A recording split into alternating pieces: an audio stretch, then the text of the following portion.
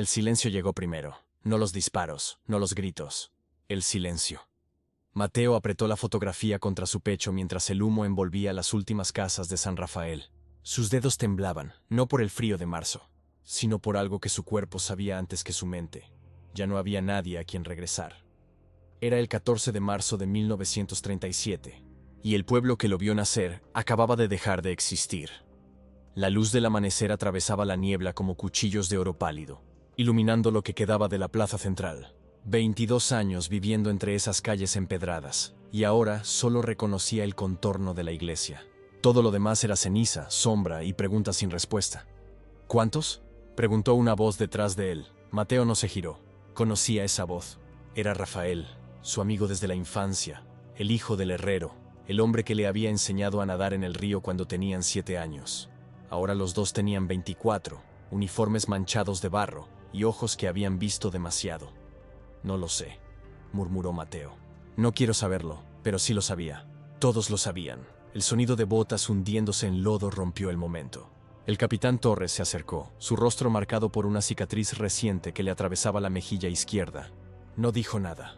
Solo miró hacia el valle, donde San Rafael había sido un punto de luz en las noches oscuras.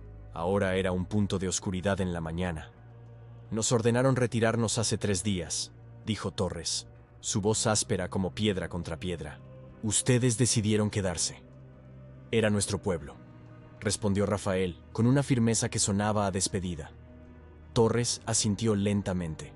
Había algo en sus ojos, algo que Mateo reconoció porque lo sentía también. Culpa. La clase de culpa que no te deja dormir, que te persigue en cada parpadeo, que te hace preguntar una y otra vez si hubieras podido hacer algo diferente. Mateo guardó la fotografía en el bolsillo interno de su chaqueta, junto a su corazón.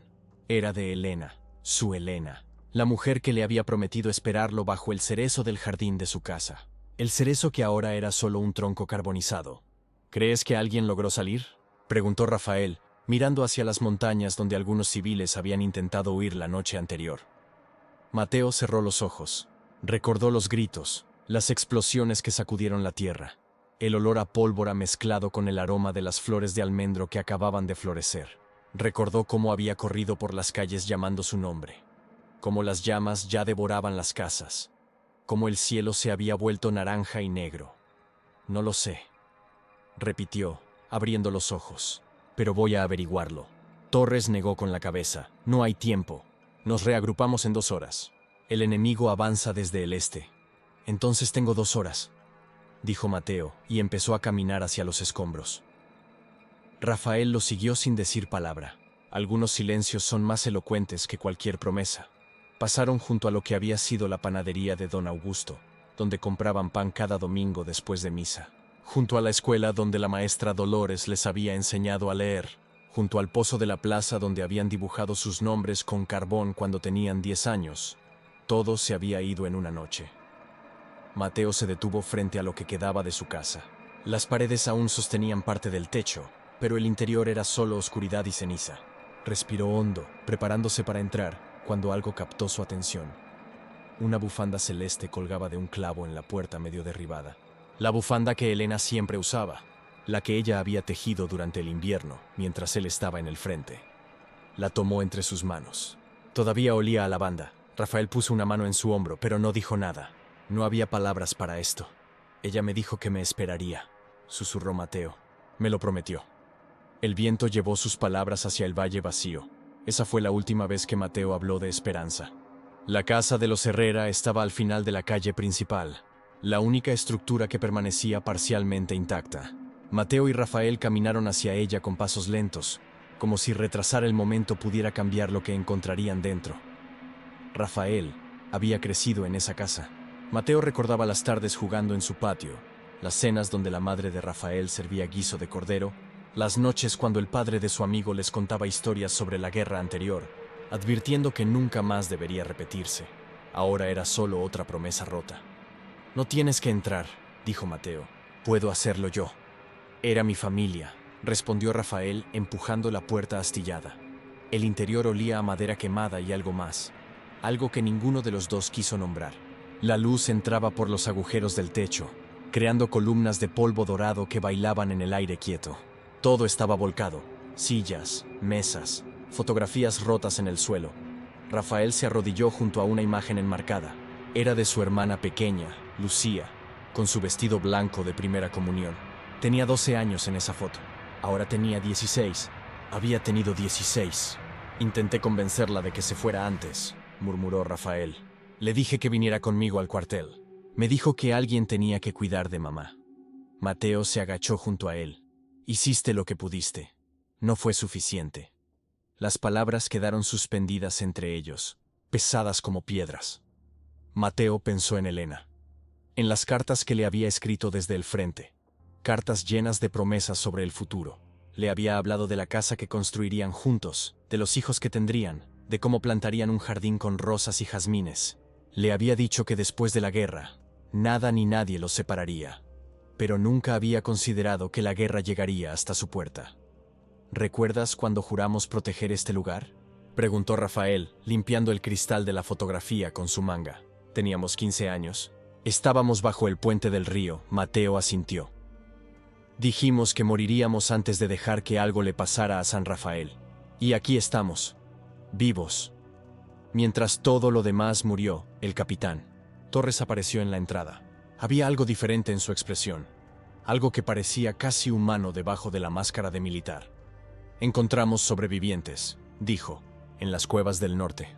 73 personas. El corazón de Mateo se aceleró. ¿Está ella? ¿Está Elena Márquez? Torres consultó una lista arrugada. No hay ninguna Elena Márquez. El mundo se inclinó. Mateo tuvo que apoyarse contra la pared para no caer. ¿Dolores Herrera?, preguntó Rafael, su voz apenas un hilo. ¿Mercedes Herrera? ¿Lucía? Torres negó lentamente con la cabeza. Lo siento. Rafael se quedó mirando la fotografía en sus manos. Mateo vio cómo algo se rompía dentro de su amigo, algo que nunca podría repararse. Era como ver un edificio derrumbarse en cámara lenta, cada parte cayendo hasta que no queda nada más que polvo. Necesito un minuto, dijo Rafael. Torres asintió y salió. Mateo se quedó, aunque sabía que su amigo necesitaba estar solo. Algunos dolores requieren testigos. Rafael colocó la fotografía cuidadosamente contra la pared, como si fuera lo único sagrado que quedaba. Luego se sentó en el suelo, la espalda contra la madera carbonizada, y por primera vez desde que Mateo lo conocía, lo vio llorar. No eran lágrimas ruidosas, eran silenciosas, constantes, implacables. Mateo se sentó junto a él, no dijo nada, solo estuvo ahí, afuera. El sonido distante de artillería recordaba que la guerra no esperaba por el duelo. El capitán Torres gritaba órdenes. Motores de camiones rugían. La vida militar continuaba, indiferente al corazón roto de dos hombres en una casa destruida.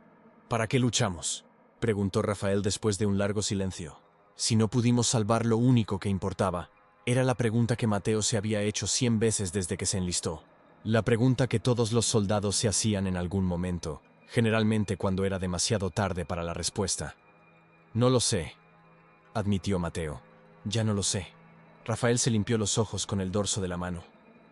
Mi padre decía que la guerra convierte a los hombres en fantasmas.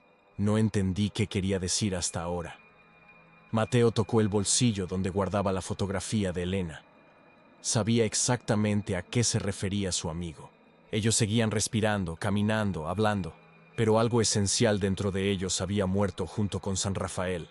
Tal vez ya éramos fantasmas, y simplemente no lo sabíamos todavía. El convoy partió al anochecer. 23 camiones cargados con soldados, municiones y los 73 sobrevivientes de San Rafael. Mateo observaba desde la parte trasera del último vehículo mientras el pueblo desaparecía en la distancia, consumido por la oscuridad. Entre los sobrevivientes reconoció rostros. Don Miguel, el carpintero que había hecho los muebles de su casa. La señora Carmen, que vendía flores en la plaza cada sábado. Javier, el niño de 8 años que siempre perseguía a gatos por las calles. Pero no Elena. Rafael iba en el camión de adelante, mirando al frente con expresión vacía. El capitán Torres había intentado separarlos, asignarlos a diferentes unidades, pero Mateo se había negado. Si iban a morir, morirían juntos. Era lo único que tenía sentido en un mundo que había dejado de tenerlo. La carretera serpenteaba entre montañas. La luna creciente apenas iluminaba el camino. Los faros de los camiones estaban apagados para no atraer ataques aéreos. Conducían casi a ciegas, confiando en la memoria del conductor y la suerte. A medianoche se detuvieron en un valle estrecho. Torres ordenó un descanso de 2 horas. Los soldados se dispersaron, algunos fumando, otros simplemente mirando el cielo estrellado como si buscaran respuestas entre las constelaciones.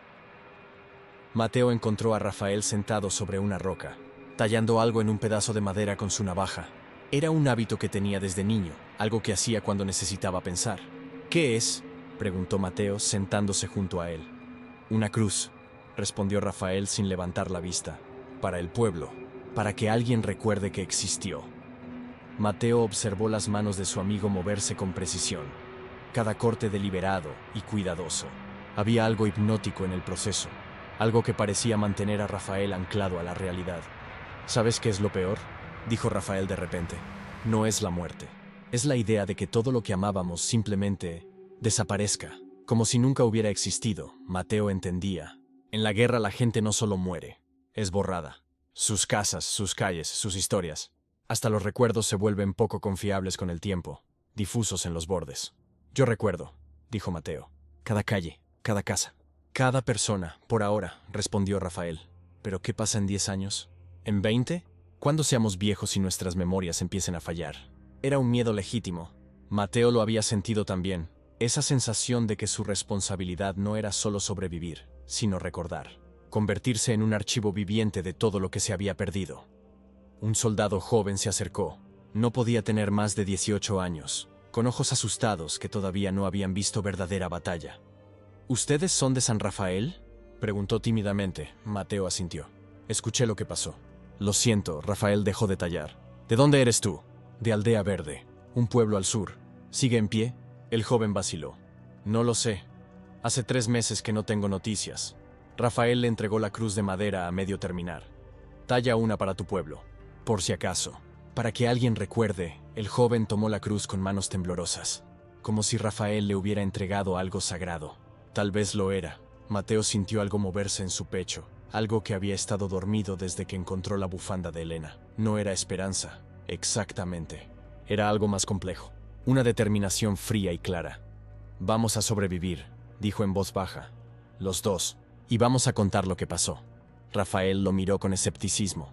¿Para qué? ¿A quién le importa? A nosotros. A los que vienen después. Si no lo hacemos nosotros, ¿quién lo hará? Era una promesa imposible en medio de una guerra que consumía vidas como leña. Pero Mateo la hizo de todos modos, porque era lo único que podía hacer. El capitán Torres apareció entre las sombras, su silueta recortada contra el cielo estrellado. Nos movemos en 5 minutos. Hay reportes de movimiento enemigo a 10 kilómetros al este.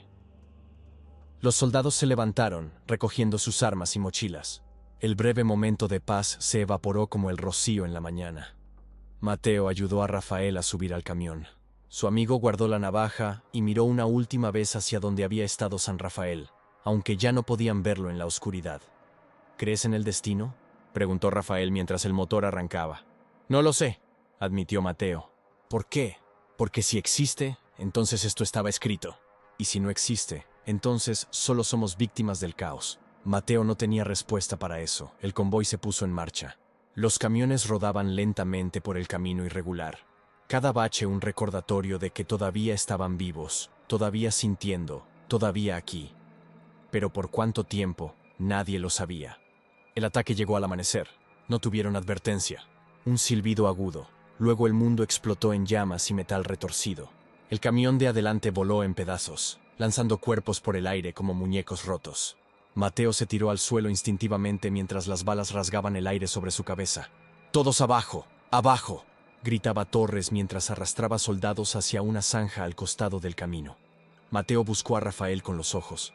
Lo encontró agachado detrás de una rueda, rifle en mano, rostro manchado de tierra y sangre. No era su sangre, todavía. Los disparos venían desde las colinas al este. Nidos de ametralladoras, emboscada planeada. El convoy estaba atrapado en un callejón sin salida, montañas a ambos lados, el enemigo por delante. Necesitamos flanquearlos, gritó Torres. Escuadra 3 conmigo. El resto, fuego de cobertura. Era una misión suicida. Todos lo sabían. Torres también, pero era eso, o morir esperando. Mateo miró a Rafael. Su amigo asintió. No necesitaban palabras. Después de 22 años de amistad, después de San Rafael, después de todo, Entendían que no iban a separarse ahora. «Vamos», dijo Mateo. Y corrieron entre las explosiones, entre el humo acre y el grito de los heridos. Corrieron aunque cada instinto en sus cuerpos les decía que se detuvieran, que se cubrieran, que sobrevivieran. Pero la supervivencia ya no era el objetivo principal. Había algo más grande ahora, algo que habían encontrado en las ruinas de San Rafael. Propósito. Llegaron a la base de la colina. Torres y 5 soldados más los alcanzaron, respirando pesadamente. El capitán señaló hacia arriba, donde el humo de las ametralladoras revelaba su posición. «Tú y tú, por la izquierda», ordenó Torres, señalando a 2 soldados. Herrera, Sánchez, centro. El resto, conmigo por la derecha. Nos encontramos arriba. Mateo y Rafael subieron en zigzag, usando rocas y árboles como cobertura. Las balas rebotaban cerca, demasiado cerca. Mateo sentía su corazón golpear contra sus costillas, sus pulmones quemar con cada respiración. A mitad de la colina, Rafael se detuvo detrás de un peñasco. «Mateo», llamó. Algo en su voz hizo que Mateo se volviera. «Si no salimos de esta», comenzó Rafael. «Quiero que sepas...» «No», interrumpió Mateo. «No hacemos eso. Salimos, juntos». Rafael sonrió, pero era una sonrisa triste, de despedida. Alguien tiene que contarlo. Lo de San Rafael, lo que realmente pasó. Entonces los dos lo contaremos. Una explosión cerca los cubrió de tierra y piedras. Mateo escuchó gritos desde abajo. El convoy estaba siendo masacrado. Si no tomaban esa posición en los próximos minutos, todos morirían. Reanudaron el ascenso. La ametralladora seguía escupiendo fuego, barriendo el camino. Torres y su grupo estaban atascados a la derecha. Los 2 soldados de la izquierda ya no se movían, solo quedaban ellos. Rafael miró a Mateo. En sus ojos, Mateo vio toda su historia compartida. Los veranos nadando en el río, las tardes jugando en las calles de San Rafael, las noches contando estrellas desde el tejado de la herrería. Vio también la pérdida, el dolor, la rabia contenida. «Nos separamos», dijo Rafael.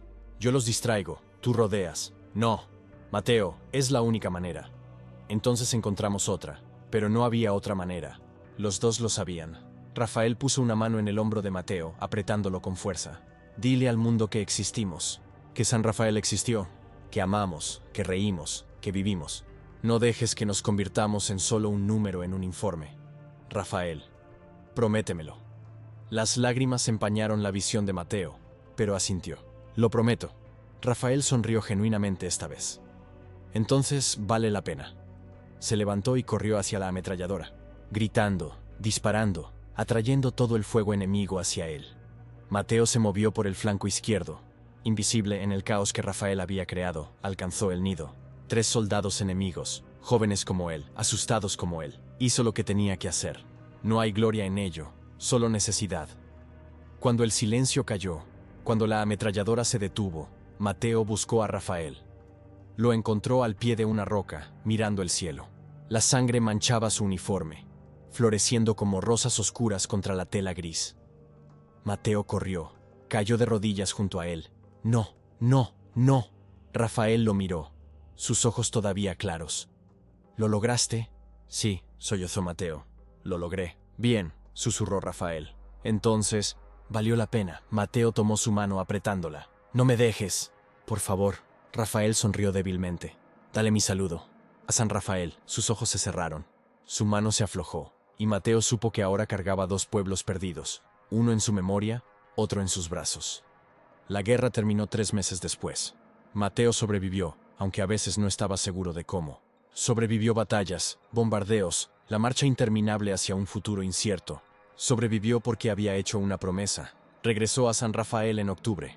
Las autoridades habían comenzado a reconstruir, pero era diferente. Las calles seguían el mismo patrón, pero las casas eran nuevas, los rostros desconocidos. Era como ver una obra de teatro interpretada por actores equivocados. El cerezo de Elena había sido reemplazado por un monumento, una placa de bronce con nombres. Mateo buscó el suyo, Elena Márquez, 1913-1937. Las matemáticas de una vida reducida a 2 números. También encontró los nombres de la familia Herrera. Dolores, Mercedes, Lucía. Rafael no estaba ahí. Había muerto como soldado, no como civil. Su nombre estaría en otro monumento, en otra lista. Mateo sacó la fotografía de Elena, ahora desgastada y doblada en las esquinas. La había llevado a través de toda la guerra, su talismán. su recordatorio de por qué valía la pena seguir adelante. Vine, le dijo al viento, como si ella pudiera escucharlo. Como prometí. Colocó la fotografía al pie del monumento, junto con algo más. La cruz de madera que Rafael había tallado aquella noche en el valle. La había terminado él mismo, grabando las palabras: San Rafael. Recordamos. Un hombre mayor se acercó, apoyándose en un bastón. Tenía una cicatriz que le cruzaba la frente. ¿Usted es de aquí?, preguntó. De antes. Mateo asintió. Crecí en este pueblo. En aquella casa, señaló hacia donde había estado su hogar. El hombre asintió lentamente. Yo también. Vivía en la calle del Molino. Estaba fuera cuando pasó. Volví y su voz se quebró, y ya no había nada. Se quedaron en silencio, dos extraños unidos por una pérdida compartida. ¿Alguna vez se supera?, preguntó el hombre. Mateo pensó en Rafael, en Elena, en todas las noches sin dormir, en todas las veces que despertaba gritando, en el peso constante en su pecho. No, admitió. Pero aprendes a cargar con ello. Pasó los siguientes años escribiendo. No era escritor, pero se convirtió en uno por necesidad. Escribió sobre San Rafael, sobre su gente, sobre Rafael y Elena. Escribió sobre las tardes jugando junto al río, sobre los domingos en la plaza, sobre la panadería de don Augusto y las flores de la señora Carmen. Escribió para que el mundo supiera que San Rafael había sido más que un punto en el mapa, más que una estadística de guerra. Había sido un lugar donde la gente amaba, reía, soñaba, donde los niños corrían por calles empedradas y las madres cantaban canciones de cuna, donde dos amigos habían jurado proteger algo que terminó siendo imposible de salvar. Su libro se publicó 10 años después, El pueblo que desapareció en una noche. Memorias de San Rafael. Se vendió modestamente al principio, luego encontró su audiencia, otros sobrevivientes, otros pueblos perdidos, otras personas buscando recordar. Mateo dio conferencias en escuelas, universidades, centros comunitarios. Habló sobre la guerra, sí, pero principalmente habló sobre lo que se pierde en la guerra. No solo vidas, sino mundos enteros. Comunidades, tradiciones, futuros. En cada charla, mostraba la fotografía de Elena y contaba su historia. Contaba sobre Rafael y su valentía, sobre el capitán Torres que sobrevivió para retirarse del ejército y abrir un orfanato, sobre los 73 sobrevivientes que se dispersaron por el país, llevando consigo pedazos de San Rafael. Con los años, su cabello se volvió gris, luego blanco. Sus manos temblaban cuando sostenía la pluma, pero siguió escribiendo, siguió recordando, siguió contando. En su última conferencia, a los 82 años, dijo algo que resonó en el silencio de la sala. La guerra trata de borrar. Destruye no solo edificios y cuerpos, sino memoria e identidad. Nuestro acto de resistencia más poderoso es recordar. Es decir, estuvieron aquí, importaron, y nosotros no olvidamos. Murió en su sueño una noche de marzo, exactamente 50 años después de que San Rafael desapareciera. En su mesita de noche estaban dos objetos, la fotografía de Elena y una pequeña cruz de madera tallada con palabras casi borradas por el tiempo. Su libro sigue imprimiéndose. San Rafael vive en cada página, en cada memoria compartida, en cada lector que aprende su historia y promete no olvidar, porque al final, esa fue la promesa que Mateo mantuvo. No dejar que los que amó se convirtieran en fantasmas olvidados. Les dio voz, les dio historia, les dio vida eterna en la memoria colectiva. Rafael tenía razón. La guerra convierte a los hombres en fantasmas, pero a veces, si tienes suerte, si tienes coraje, puedes convertir a los fantasmas de vuelta en personas. Puedes darles un lugar donde existir, aunque sea solo en el corazón de quienes escuchan su historia. San Rafael desapareció en una noche.